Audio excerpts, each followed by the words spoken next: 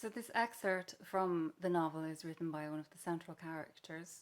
She's a young woman living in the southern United States towards the end of the 19th century. She's surrendered a son for adoption, and she's decided to write him this letter on the occasion of his first birthday. And the date on the letter is August 1896. Dear Joseph, where to start? I've never done this before, and neither have you. It's one of those things you can only risk once in a lifetime, and maybe there's no right way. So here goes. It's me, your mother, Elva, the one who carried you for 8 months before you arrived early, screaming into the dawn. Today is your first birthday, but if you're reading this, already the years have passed and you are 16 years old.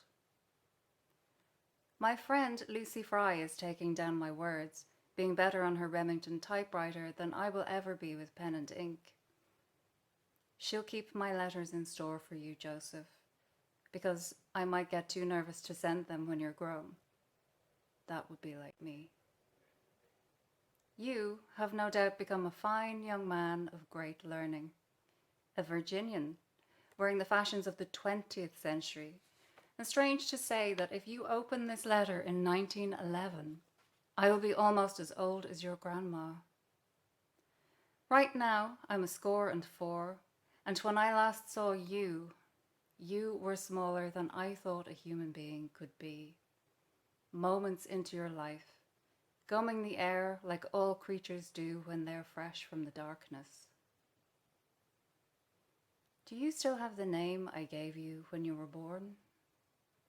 Little Joe? Have you been well and happy in the way that mothers dream of? I owe you this letter now that you're grown, because there must be at least one thing you want to ask me. Why did I give you up? Well, if you're ready for the answer, I will set it down. The way that it happened, you and me were separated all of a sudden. We were over at the Harfords' farm, Bessie and Armstead's place, staying in gentle Ruth's old room, Lord rest her soul. 4 months I lay in bed, watching out over the mountain where the boys looked small and black as click beetles working the fields. I was hiding, Joseph, from everyone. Not because I was ashamed of you or even of me, but because I was scared what people might say.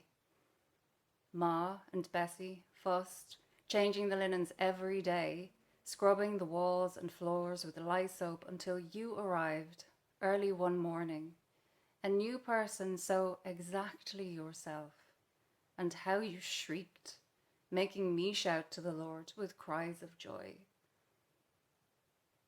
Your first fit of bawling was only settled, and you were such a placid, good-humoured child when that slip of a woman from Richmond came to take you in your swaddles.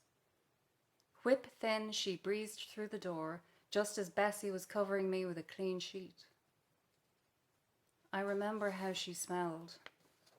The August air, sweet and grassy, rising from the folds of her skirt. This woman was crisp as a paper swan, Joseph, while I sagged like my old ragdoll Esty that time she was trampled in the byre.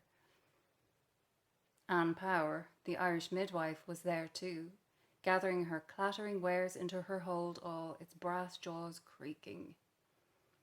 Her lips parted in her long face, and the hard lines about her eyes softened, making a more polite arrangement of her features. Mrs. Wiley, she said, nodding to our guest like she'd known her all her life. I hauled myself up in the bed and hissed to Anne, "Is this she?" For months, I'd been ready to hate whoever came for you, but I never expected them so soon.